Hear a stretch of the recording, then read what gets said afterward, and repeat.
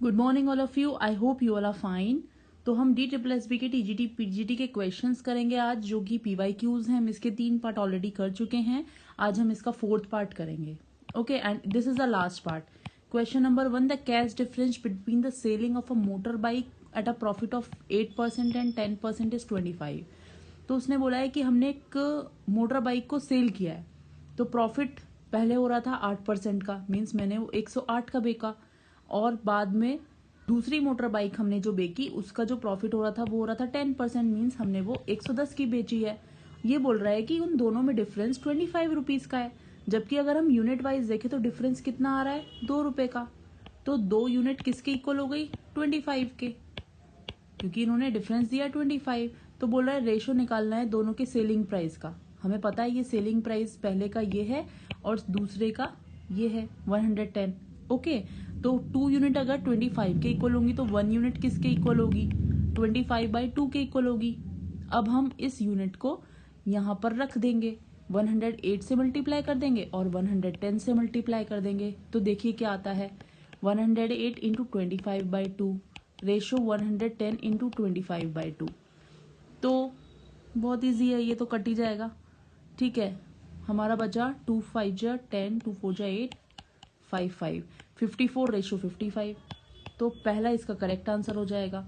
तो दोनों की जो सेलिंग प्राइस है उनका रेशो कितना हो गया, 54 रेशो 55। आई होप आपको ये समझ में आया होगा, बहुत ही ईजी है। Now we come to question number 2। Vinay sell कर रहा है किसी आर्टिकल को एट अ प्रॉफिट ऑफ 30%। 30% का अगर हम निकालेंगे तो 10 रुपए का कोई सामान था, 3 रुपए के प्रॉफिट पे बेच दिया।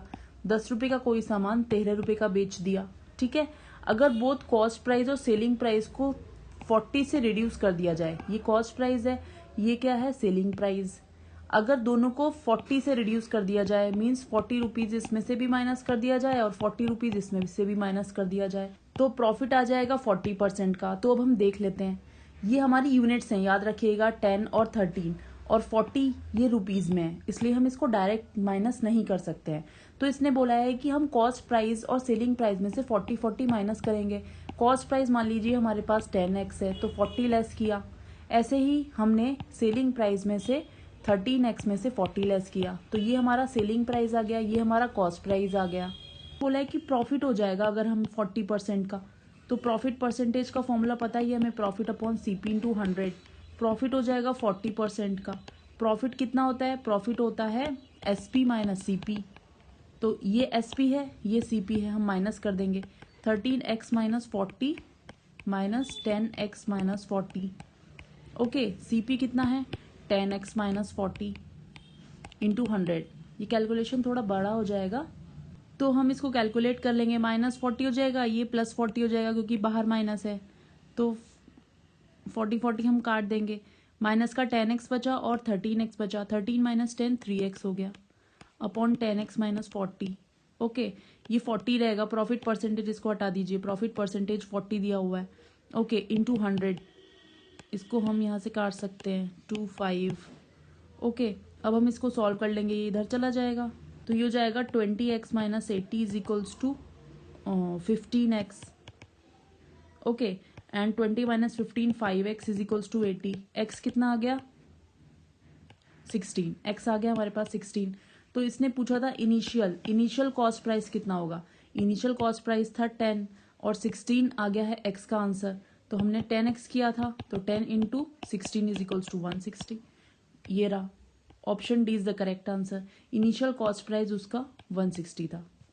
ट्रिक ये है, अगर आप करोगे इसको तो ये इजीली हो जाएगा। अगर आपको ये समझ नहीं आया तो दोबारा से इसको देख लीजिएगा, साथ कीजिएगा, तो आप इसको इजीली कर पाएंगे। Okay, now we come to question number 3। A seller sold a cloth for 1008। Seller ने सोल्ड किया, SP हो गया हमारे पास 1008। 20% का डिस्काउंट दिया है लेबल्ड प्राइस पे। अगर वो डिस्काउंट नहीं देता तो वो अर्न करता 40% का प्रॉफिट। ओके, तो कॉस्ट प्राइस बताना है क्लोथ का। देखिए, डिस्काउंट हमेशा MP पे दिया जाता है, मैंने आपको बहुत बार बताया है। तो MP पे डिस्काउंट दिया, 80% का कोई सामान बेचा, ये SP हो गया, और SP कितना दिया हुआ है, 1008। तो इससे आपको MP निकल जाएगा, तो MP आपका हो गया 1260। ओके, तो ये बोल रहे हैं कि अगर डिस्काउंट नहीं दिया जाता, देखिए एमपी पे हम डिस्काउंट देते हैं तो हमारे पास एसपी आता है। इस फॉर्मूले को आप रट लीजिए। अब ये बोल रहा है डिस्काउंट नहीं दिया तो एमपी एसपी के इक्वल है, मीन्स एमपी जो आया है ये एसपी भी है और ये एमपी भी है। अब वो बोल रहा है कि अगर डिस्काउंट नहीं देते तो अर्न करता प्रॉफिट 40% कॉस्ट प्राइस पे। तो 40% अगर कॉस्ट प्राइस पे बेच रहा है वो किसी सामान को, तो कॉस्ट प्राइस पे 40% मतलब 140 का बेचा वो सामान उसने, इज इक्वल्स टू एसपी हो जाएगा। एसपी कितना है 1260। बस अब इस इक्वेशन को आप सॉल्व कर लीजिए। इस इक्वेशन को आप सॉल्व करेंगे तो आपके पास सीपी आंसर आ जाएगा। आपका सीपी इसमें 900 आ जाएगा। आप सॉल्व करके देख सकते हैं, ये ठीक आपका आंसर 900 आ जाएगा। तो option D is the correct answer. Cost price कितना हुआ क्लोथ का 900। ये आप सॉल्व कर सकते हैं, मैंने टाइम सेव करने के लिए इसको डायरेक्ट कर दिया है। Okay, now we come to question number 4। A person buys goods worth rupees 8,000 का उसने सामान खरीदा। 6.5% डिस्काउंट मिला उसको। डिस्काउंट मिलने के बाद उसने 5% का जीएसटी पे किया। देखिए वो, इसका मतलब है कि जो गुड है उसका एमपी कितना दिया हुआ है 8,000। ठीक है, पर्सन ने बाय किया 8,000 का सामान, डिस्काउंट मिला 6.5% का, मीन्स 93.5% का बेचा है उसने वो सामान। ठीक है, और डिस्काउंट मिलने के बाद उसने 5% जीएसटी पे किया। भाई 100 पे 5% का जीएसटी पे करेगा तो 105 बैठा, 105। ठीक है, अब हम इसको सॉल्व कर लेंगे। अमाउंट आ जाएगा कितना उसने पे किया गुड का, सेलिंग प्राइस आ जाएगा। देख लेते हैं इसको, हम हटाएंगे इसको तो 10 आ गया। इसको सॉल्व कर लीजिए। तो ये बचेगा 2 इंटू 187 इंटू 21, ये 42 हो जाएगा इंटू 187। तो इसको हम सॉल्व करेंगे तो 7854 आएगा। ठीक है, तो 7854 इसका करेक्ट आंसर है। कितना अमाउंट पे किया उसने 7854। Option B is the correct answer. Now we come to last question number 5। If the commission of 15% is given on mark price, commission मतलब डिस्काउंट दिया गया है, मार्क प्राइस पे कभी भी डिस्काउंट दिया जा रहा है 15% का, मतलब वो सामान 85% में बेचा गया है, तो गेन कितना हुआ 15% का।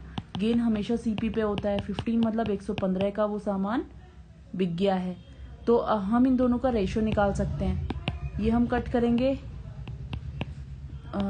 523, एमपी कितना आ जाएगा 23 और सीपी कितना आ जाएगा 17।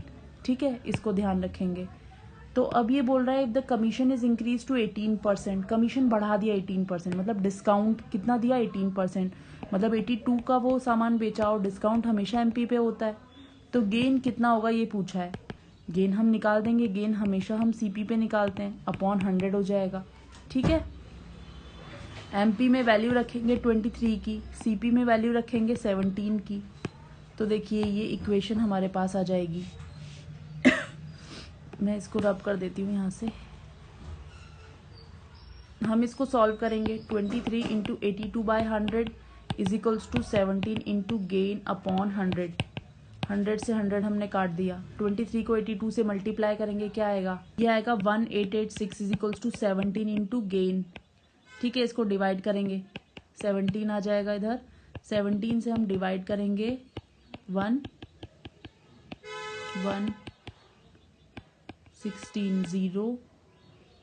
0.160 कितना आएगा, आई थिंक 17 यहीं से देख लेते हैं। 5 से 2 से तो जाएगा नहीं, 5 से भी नहीं जाएगा, 9 से जा सकता है।